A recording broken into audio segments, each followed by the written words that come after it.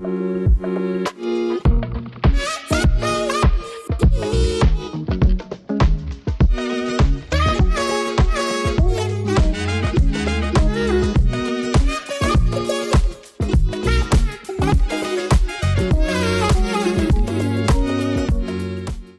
what's up everyone?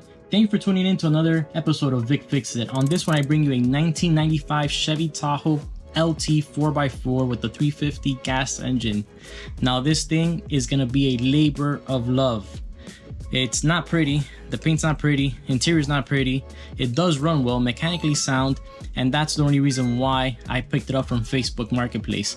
The original owner wanted to sell it for $4,000 and I was able to bring them down just a little bit to be able to make a profit on this unit. Now my end goal on this is to restore it completely and bring it back to a complete 90s look. And I'm gonna add a little bit of twist to it. And I hope you guys follow along and let's get to it.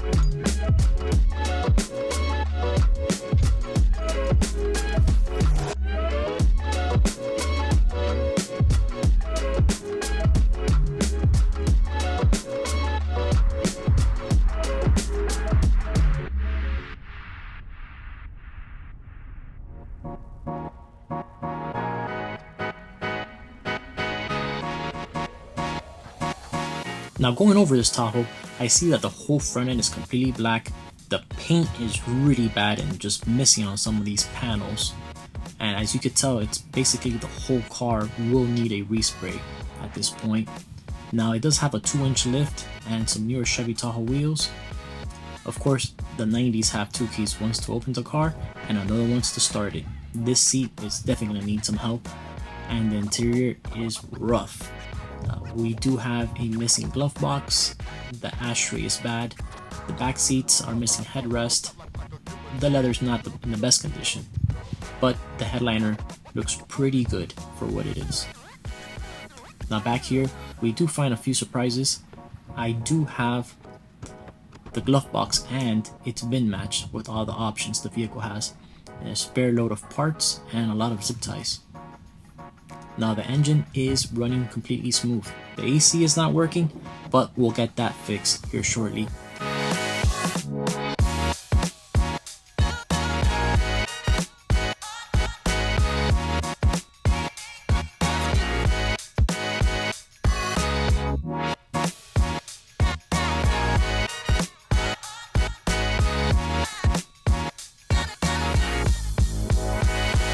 Now, my first order of business was to see if I was going to be able to save this front bumper, as to they're a little expensive and they had spray painted and I believe it was plasti dipped flat black. So I was able to bring out that old paint, which had me a little worrisome because it's just a big ticket item and that was going to throw me just a little bit off budget, but I was able to take it right off.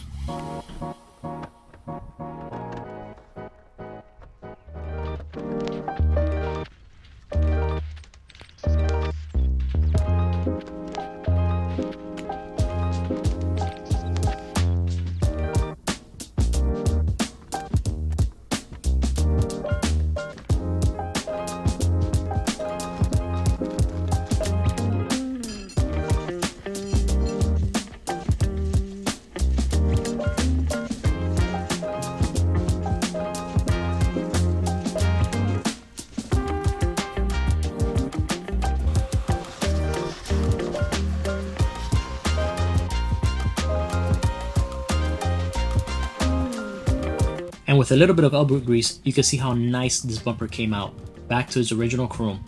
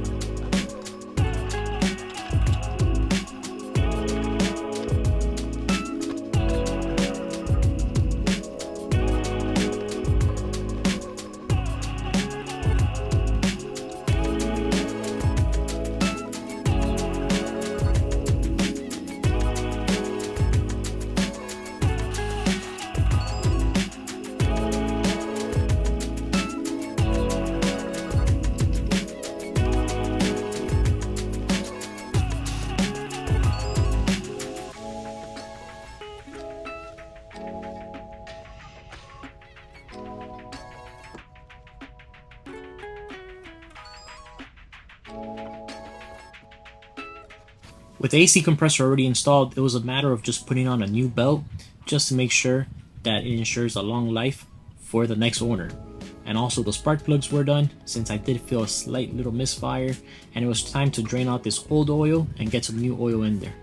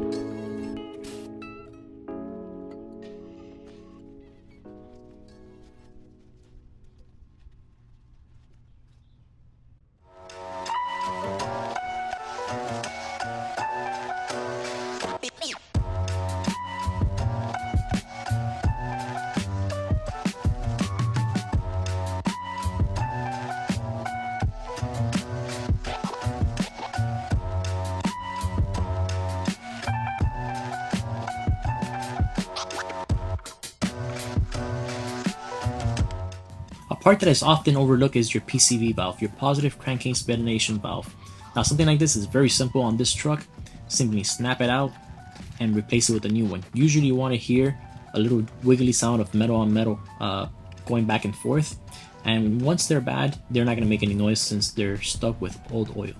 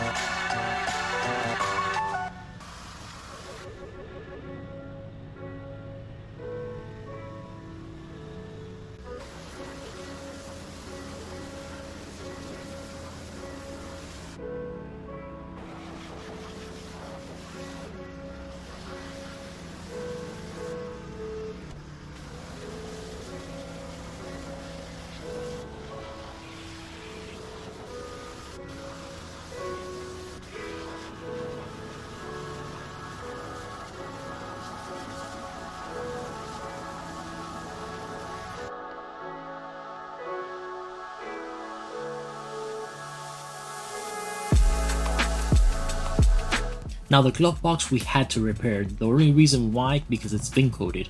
It has all the codes of the options this vehicle had, so we had to fix it.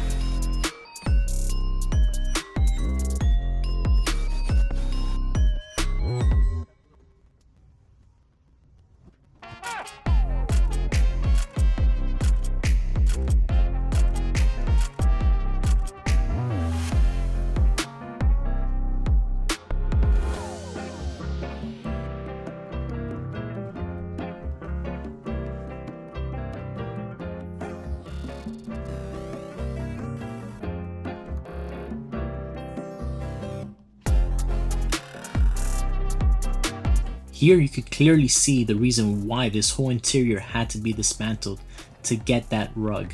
It was just filthy. So we clean up as much as we can with the vacuum cleaner because there was still a lot of dirt on the actual sheet metal of the truck.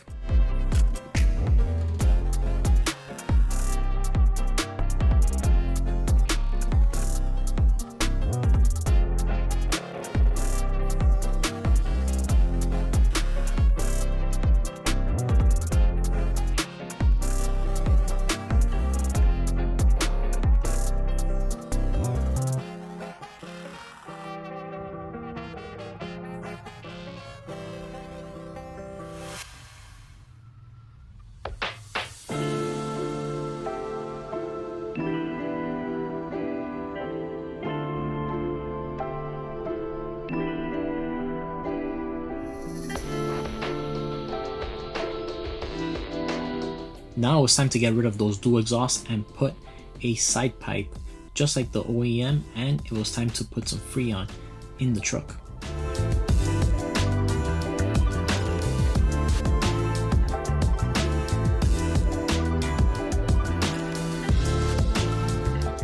Now my factory radio wasn't working and I wanted to keep the original radio, so I decided to take it to the car radio to Manny, and he knows how to handle all these OEM radios and even install Bluetooth and all those good things. To my surprise, as soon as I get there, the radiator gave out. One of the top notches completely cracked. With the vehicle ready to pick up, I got a few gallons of water, poured them in since the body shop was less than a mile away, and it was time to go to the body shop. But first, we gotta test out the factory radio, and it was working perfect. For $107, I got it working back to original specs. And we were at the body shop already. We dropped it off, and we had no hiccups with the temperature. It barely got hot.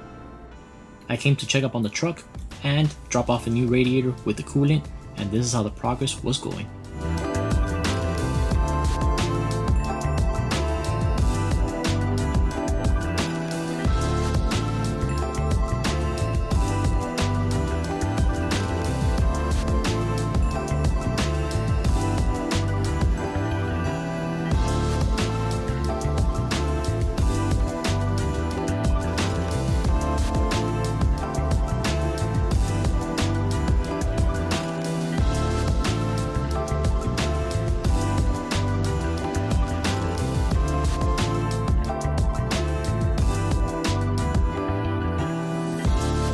After a deep cleaning of pressure washing the rug, it was time to dye it.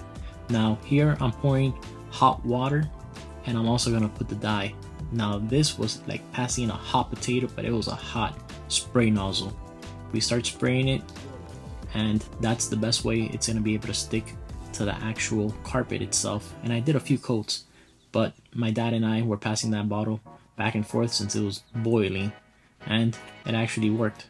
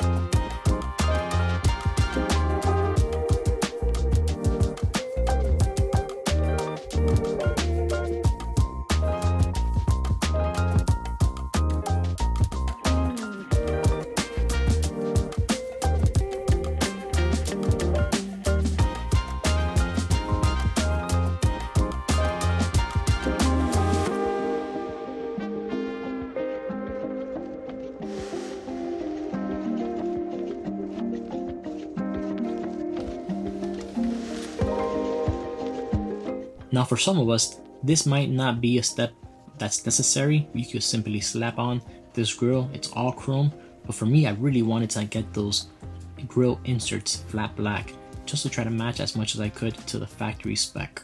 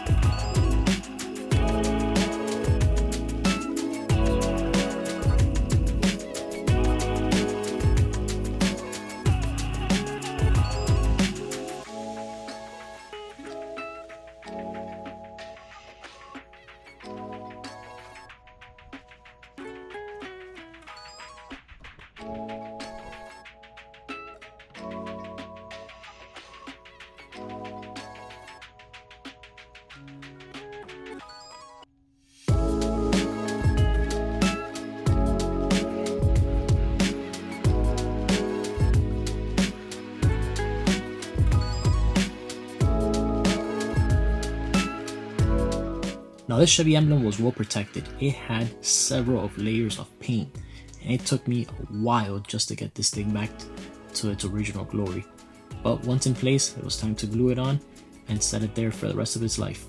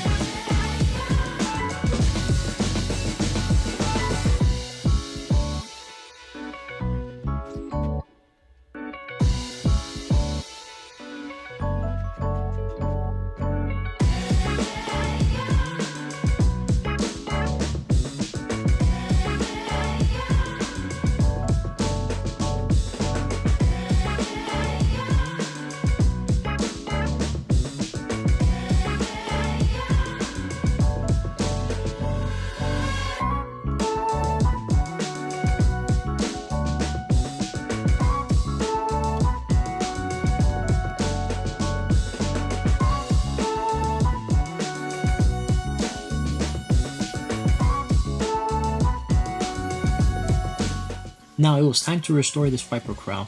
It wasn't broken, it wasn't damaged, but the paint wasn't in the best condition. It was this flat black, but didn't have any life in it, for so to say. It was time to clean it up completely and give it a nice coat of flat black just to get it and bring it back to life.